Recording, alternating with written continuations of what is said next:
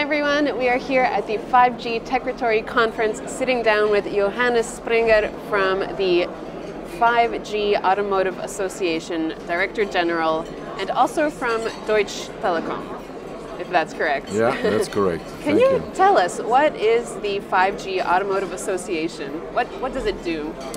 The 5G Automotive Association brings together the major car manufacturers around the world. So it's a global association. It brings together all the major first-tier suppliers around the world. So Bosch, Continental, Samsung, Denso, these are very important members. It brings together all the major chipset manufacturers, so like Intel, Qualcomm, Samsung, very important, Datang, CATT.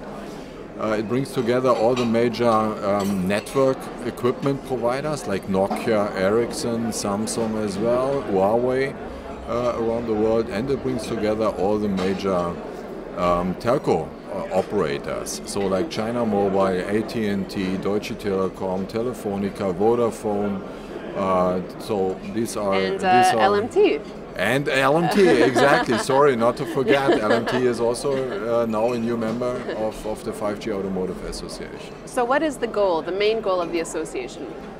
The main goal is first to understand what kind of use cases are relevant in the connected and autonomous car driving industry. It's secondly very important to understand what kind of technology and architecture is needed to bring the whole ecosystem up and running.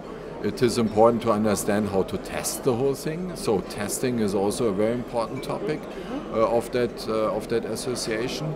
It is also very important to understand what kind of policy is needed. So policy and regulation, including spectrum, is an important topic. And finally, we have to understand how to make business in that ecosystem, how to organize business models, how to organize business cases, what are the relevant stakeholders in business. Yeah, so you bring up a really good point. We're talking a lot about 5G technologies and how it will change our worlds and our lives, and all of the infrastructure changes that have to change along with it. Who's going to pay for all of this? It's a customer. Mobility costs money. You know, if you want to have mobility, you have to pay for mobility.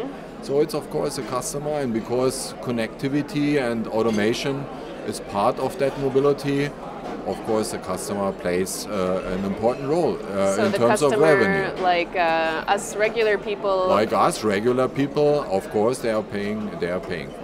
But mobility is not only the customer, it's also a mobility system which has to be invested. So the cities are providing mobility infrastructure. So of course also the mobility providers are playing an important role when it comes to the question, where are the business models?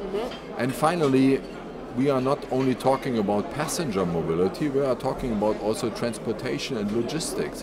So transportation and logistics is also using the same mobility infrastructure, and of course transportation costs also something, and somebody pays for it because he wants to buy goods, he wants to receive these goods, he wants to have his parcel very quickly, and this costs money, and out of that, of course, traffic infrastructure, mobility infrastructure can be financed. And so what, in your opinion, is the timeline for implementing these transportation, mobility, 5G systems? Connected mobility has already been started. So it is a running system, it is an evolution which is continuously improved, and where additional use cases are coming in. So it is an evolution. It is not a, let's say, a disruption in terms of half a year introduction system. So it's a continuous evolution. It has been already started, but it will increase the speed of innovation because more and more the tools are there, the networks are there, the user behavior is adapting, the users don't want to use only their own cars, so sharing is becoming much and more popular.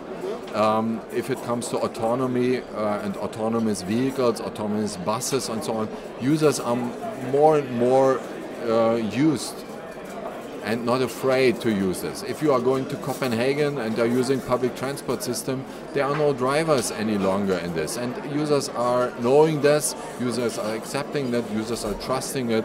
So user behavior is also changing. And these are the important bricks which are coming together, which are building that at the end the fundament of upcoming connected and automated mobility. Are there any challenges along the way that we can expect or that we can help with?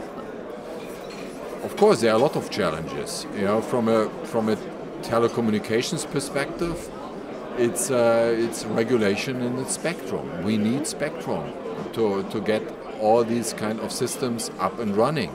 Yeah. From a regulatory point of view, we need regulation which makes these systems up and running. Yeah, which not hindering innovation. Yeah? We need investment, which we have to ask who is paying for, who makes investments, who makes decisions. Of course, also takes economical risks with these, together with these investment decisions. So a lot of things need to overcome, and a very strong prerequisite for the whole thing is, of course, cooperation and collaboration. Yeah? If you talk to each other, if you have platforms to talk to each other, to collaborate, to understand, to get a better understanding, to find cooperative models, then you are most likely in a good position to overcome hurdles. Which is what the 5G Automotive Association, I assume, exactly. is trying to facilitate. The 5G Automotive Association is a platform to overcome these hurdles, because it provides a platform to discuss between the various stakeholders what's coming next and what has to be done. Well, I'm very glad that there is such an association that brings together all of the players. Thank you very much for taking the time to sit down with us. Yeah, thank you very much. Thank you.